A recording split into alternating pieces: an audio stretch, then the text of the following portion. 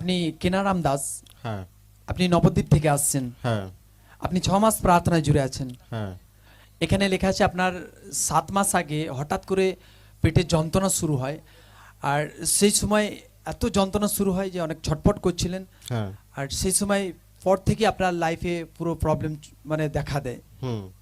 আপনি বলুন কি হয়েছিল? পেটে তো বিশাল যন্ত্রণা হতো, খেতে পারতাম না, কাজ করতে পারতাম না। হ্যাঁ, বিশাল সমস্যা ছিল।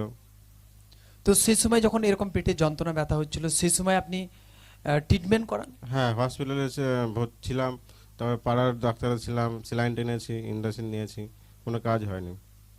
মতলব সেই সময় যখন বডিতে এরকম প্রবলেম চলছিল সেই সময় আপনি ট্রিটমেন্ট করাতে থাকেন। হুম। যখন ট্রিটমেন্ট চলে সেই সময় চিকিৎসক আপনাকে কিছু বলে? হ্যাঁ, কি বলেছিলেন আপনি একটু খুলে বলুন। বলেছিল যে জল খাও, ওষুধ খেতে থাকো, মেডিসিন খাও, বেরিয়ে যাবে, কমে যাবে। আপনি আর খুলে বলুন একটু। ওই জল, ডাক্তারের জল খেতে বলেছিল বেশি করে, আর ব্যথার ইঞ্জেকশন দিয়েছিল। দেওয়ার পর তো লিভারের সমস্যা দেখা যায়, ব্যথার ওষুধটা খেতে লিভারের সমস্যাও দেখা দিয়েছিল, খেতেও পারতাম না, বিশাল সমস্যার মধ্যে ছিলাম। তো চিকিৎসক আপনাকে বলে যে আপনার লিভারে প্রবলেম আছে? হ্যাঁ, লিভারের প্রবলেম হয়ে গেছিল। আপনাকে বলে যে আপনার লিভারে পাথর আছে এরকম বলেছিল আপনাকে? হ্যাঁ, ফটো করা হয়েছিল, তারপরে পাথর দেখা দেয়, লিভারে জল দেখা দেয়।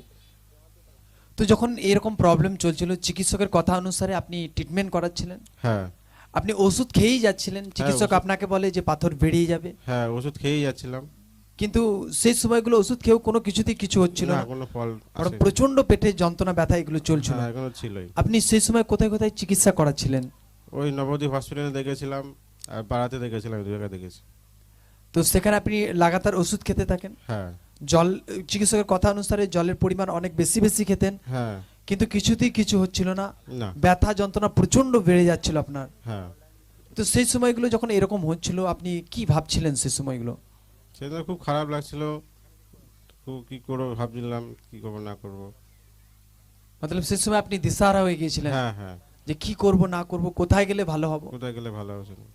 তো ফিরসে একটা টাইমে আপনি কোনো আত্মীয়র মারফতে প্রার্থনার কথা জানতে পারেন, হ্যাঁ প্রার্থনায় আসেন, হ্যাঁ প্রার্থনায় এসে লোকদের সাক্ষ্যকে দেখেন, ধীরে হ্যাঁ। ধীরে বিশ্বাসে পারেন, হ্যাঁ ঈশ্বরের দাস দ্বারা ওয়ার্ডকে রিসিভ করতে থাকেন। হ্যাঁ আর গত 13/11/2024 ঈশ্বরের দাস সেদিন हर एक रोगের জন্য ফায়ার প্রার্থনা করছিলেন, হ্যাঁ আর সেই দিন আপনি সেই প্রার্থনাতে আপনি উপস্থিত ছিলেন। হ্যাঁ সেই দিন এমন কি লেহেন্ড হয়েছিল। হ্যাঁ, আসুন এই মুহূর্তে আমরা সেদিনকার প্রার্থনাকে দেখি।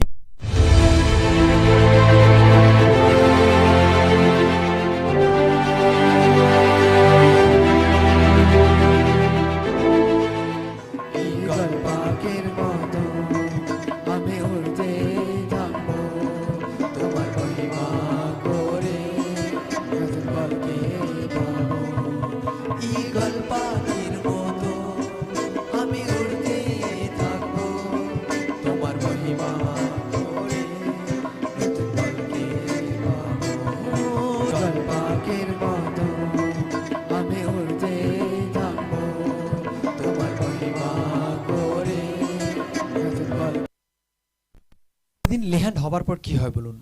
ইয়ে হওয়ার পর থেকে বাড়ি গেছি, একদিন খুব ইয়ে ছিল, খারাপ ছিলাম, তারপর থেকে পুরোপুরি সুস্থ হয়েছে।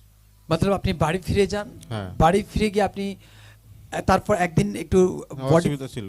খুব অসুবিধা হচ্ছিল, হ্যাঁ কিন্তু তারপর যখন আপনি তারপরের দিন একদিনের পর যখন আপনি টয়লেটে যান, হ্যাঁ বাথরুমে যখন আপনি চেক করেন, হ্যাঁ আর আপনি দেখেন যে আপনার গোপন অঙ্গ দিয়ে পুরো একদম পাথর বেরিয়ে যায়, হ্যাঁ, পুরো বেড়ে তারপর থেকে পুরো ফ্রি একদম। পুরো ফ্রি আছে। জোর से महिमा করে জীবিত ঈশ্বরের নামে, जोर से जोर से हालेलुया हालेलुया जोर से महिमा को सबले, हालेलुया हालेलुया जोर से हालेलुया जोर से हाथ को उठे हर एक जन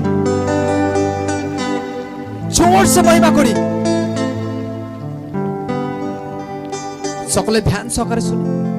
ইনার 7 মাস আগে হঠাৎ করে পেটে যন্ত্রণা শুরু হয়, আর যখন যন্ত্রণা শুরু হয় সেই সময়গুলো ইনার এত যন্ত্রণা বেড়ে গিয়েছিল যে ইনি শুয়ে বসে ঠিকঠাক থাকতেই পারছিলেন না। সেই সময় ইনার ট্রিটমেন্ট চলে, ট্রিটমেন্ট যখন চলতে থাকে সেই সময় চিকিৎসক রিপোর্ট করায়, রিপোর্ট করাতে বলেন, ইনারা রিপোর্ট করেন, রিপোর্ট করাতে যখন ধরা পড়ে যে ইনার লিভারে কোনো প্রবলেম আছে, ইনার পাথর আছে, তো সেই সময় ইনি বহুত চিন্তায় পড়ে যান যে কি করব আমি। সেই সময়গুলো এনার কাজবাজ পুরো বন্ধ হয়ে গিয়েছিল, সেই সময় রাত্রে এনার ঠিকঠাক ঘুম হতো না, লাইফে প্রচণ্ড ভয় লাগতো এনার যে আমি কি করে কি করব। তো সেই সময়গুলো ইনি পাহাড়াটিতে, নবদ্বীপে, এই সমস্ত জায়গাতে ইনি চিকিৎসা করান। যখন চিকিৎসা করাতে থাকেন, চিকিৎসক এনাকে বলে যে আপনাকে লাগাতার ওষুধ খেতে হবে। কিন্তু ওষুধ খেয়েও কিন্তু একটু এনার পেটের যন্ত্রণা কম ছিল না, বরং প্রবলেম আরও বেড়ে যাচ্ছিল। চিকিৎসক এনাকে বলে যে আপনাকে অনেক বেশি বেশি জল খেতে হবে। সব কিছু ইনি করছিলেন, কিন্তু ব্যথা যন্ত্রণা এগুলো কিচ্ছু কমই হচ্ছিল না, বরং প্রবলেম বেড়ে যাচ্ছিল। আর এইভাবে না লাইফ চলছিল। তো ফিরসে একটা টাইমে ইনি কোনো আত্মীয়র মারফতে প্রার্থনার কথা জানতে পারেন। প্রার্থনায় আসেন, প্রার্থনায় এসে ঈশ্বরের দাস দ্বারা ওয়ার্ডকে রিসিভ করতে থাকেন। আর ধীরে ধীরে ইনি বিশ্বাসে পারেন। গত 13/11/2024 ঈশ্বরের দাস যখন হারেক রোগের জন্য ফায়ার প্রার্থনা করছিলেন, সেদিন যখন লে হ্যান্ড হয়, ইনার উপরেও লে হ্যান্ড হয়। যখন লে হ্যান্ড হয়, জীবিত ঈশ্বরের সামর্থ্য এনাকে টাচ করে, ইনি বাড়ি ফিরে যান। তারপরের দিন প্রচণ্ড ইনার বডিতে অসুস্থ ভাব ছিল, ইনার জ্বর বেরিয়েছিল।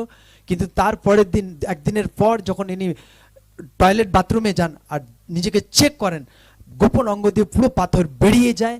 আর তারপর থেকে পুরো রীতি সে জীবিত এসে নাকে ফিরে সুস্থ চাঙ্গা করে। আর এখন ইনি আজাদ ফিরে সুস্থ চাঙ্গা আছেন। এই ব্লেসিং এর জন্য সকলে হাতকে উঠিয়ে দাঁড়িয়ে সকলে জোর সে মহিমা করি, জোর সে খুশি খুশি আনন্দ সে হাতকে উঠিয়ে আরেকজন জোর সে মহিমা করি, জোর সে মহিমা হোক, জোর সে মহিমা করি সকলে। मतलब সেদিন প্রার্থনা হওয়ার পর থেকে পুরো একদম তারপরে পুরো ফ্রি হয়ে যান আপনি। হ্যাঁ, পুরো ফ্রি হয়ে যায়। মাঝে একদিন অসুস্থ হয়েছিল প্রচুর শরীর, কিন্তু তারপরের দিন যখন আপনি টয়লেটে যান, টয়লেট গোপন অঙ্গে দিয়ে আপনার সেই পাথর একদম পুরো বেরিয়ে যায়। আর তারপর থেকে পুরো ফ্রি আছেন, পুরো সুস্থ আছেন। এখন আর কোনো প্রবলেম নেই, কোনো প্রবলেম নেই, পুরো আজাদ আছেন। সকলে আরেকটি বার হাতকে উঠায় আর এই ব্লেসিং এর জন্য জোর সে মহিমা করি সকলে, জোর সে মহিমা সকলে হাতকে উঠিয়ে হালেলুয়া সহিত জোর সে মহিমা করি।